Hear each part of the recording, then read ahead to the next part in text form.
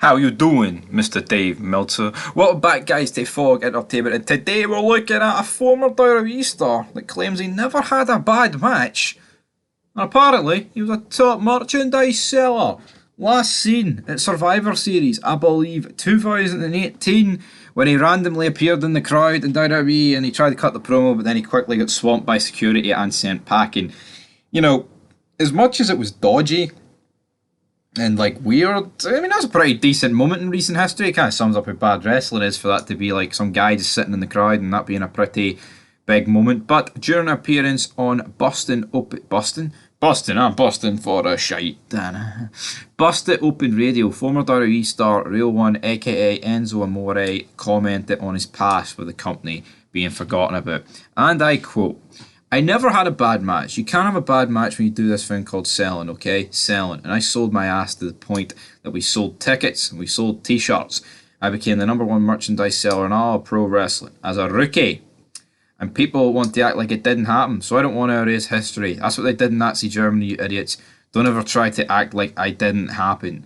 End of quote. There's a wee bit later, much to go on. People saying that when they clicked on this article, they thought it was going to be Ryback, which is kind of funny. But I mean, I like Enzo Amore. I feel like that initial brand split, like the returning bland bland split. I mean, I wouldn't really complain if people actually called it that. But him and Cass and his and Cass's heel turn and the heel turn that Cass turned on him, then his like cruiserweight run. I actually felt Enzo was quite good, quite entertaining, and now I don't know if he ever was one of the top merchandise sellers around that time. I mean, I'm going to assume that like AJ Styles and Cena and just people like that, man, would have, well, especially Cena, would have been completely outdoing him in the merchandise sales. But you know what? If he wants to believe that he was the top dog, well, I guess he said he was like one of the top guys. So you know, he's not saying he was the top guy, but you know, I sold my ass off, man. Well, actually, he did. He did actually say in that quote, "I became the #1 merchandise seller in all of pro wrestling." So, I mean, how much are we truly willing to believe of this guy, guys? Come on, Enzo. How much do you want to pay us, brother?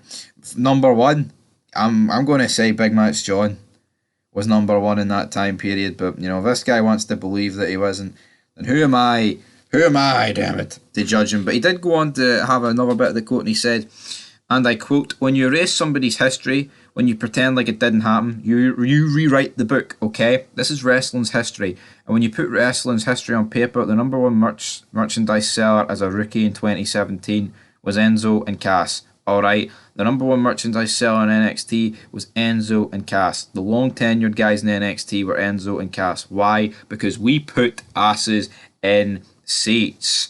End of quote. So Enzo and Cass, the merchandise sellers. Now he says, well, #1 merchandise seller is a rookie. Does he mean he was the #1 merchandise seller in all WWE and he was a rookie? Or does he mean here, I was literally #1. I was the #1 dog, even as a rookie. I think maybe that's what Enzo Amore means, guys. But that's where Fog Wrestling is going to leave you today. We'll be back very soon with some more content. Bit of a slow day today, but it is what it is. So leave your thoughts down below. And until next time, that is us signing it. Peace.